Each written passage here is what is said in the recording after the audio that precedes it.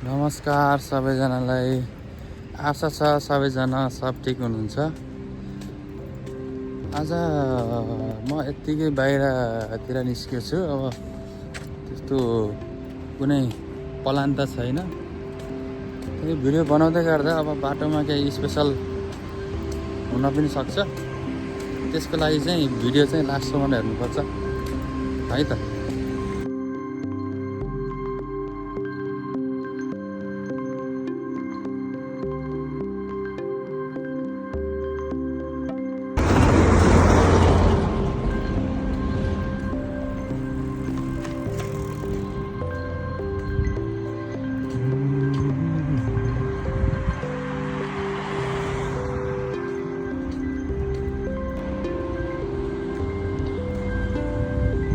अहिले चाहिँ म हल्का यो सानो पार्कमा आएको छु। यो चाहिँ त्यति राम्रो त छैन, ठिकै छ, सानो सानो छ।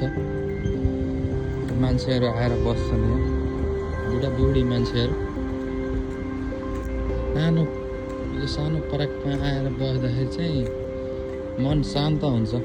जस दिनभरिको भागदौडसँगै हल्का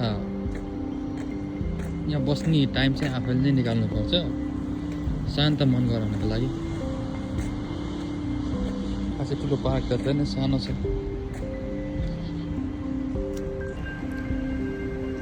अब चाहिँ यहाँबाट जान्छु। अब यो शान्त मौसमबाट हिँड्दा चाहिँ एनर्जी हल्का राम्रो नै आउँछ।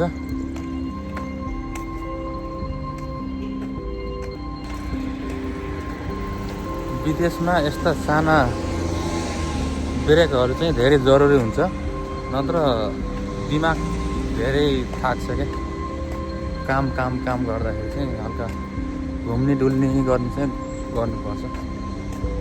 पार्कतिर आउने, मलतिर जाने यस्तो चाहिँ गरिराख्नुपर्छ, नत्र दिमाग ह्याङ हुन्छ। अब अगाडि चाहिँ के हुन्छ, के देखिन्छ त्यो चाहिँ मलाई यो ठाउँमा चाहिँ फर्स्ट टाइम आएको, त्यही भएर खासै केही कुराहरू थाहा छैन। अब अगाडि चाहिँ के हुन्छ, कसो हुन्छ। बाटो चाहिँ एकदम शान्त छ, न कोही कसैले केही। बाटोमा त्यति मान्छेहरू पनि हिँड्दैनन्, यहाँ त्यही गाडी हो। यत्तिकै हिँड्दै गर्दा अलि पर नै आइपुगेछु म। यत्तिकै हिँड्दै गर्दा पनि यो मन चाहिँ हल्का शान्त हुन्छ। यस्तो दिनहरू चाहिँ कहिलेकाहीँ चाहिन्छ क्या मान्छेलाई। एक्लै बाटोमा हिँड्ने दिन पनि बनाउनुपर्छ। परदेशमा धेरै कुराहरू शब्दमा भन्न पनि सकिँदैन। अब यत्तिकै हिँड्दा पनि धेरै कुराहरू बुझिन्छ।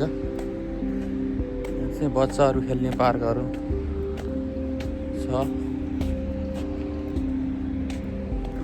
सबै कुरा शब्दमा भन्नु चाहिँ सकिँदैन। कहिलेकाहीँ चाहिँ शान्त बस्नु नै पर्याप्त हुन्छ। आजको यो पल चाहिँ म यहीँ सुरक्षित गर्दै अब चाहिँ फर्किने सोचमा छु है त।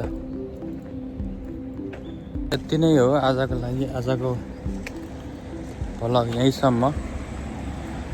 मन परे लाइक अनि सब्सक्राइब गरिदिनु होला है त। By by.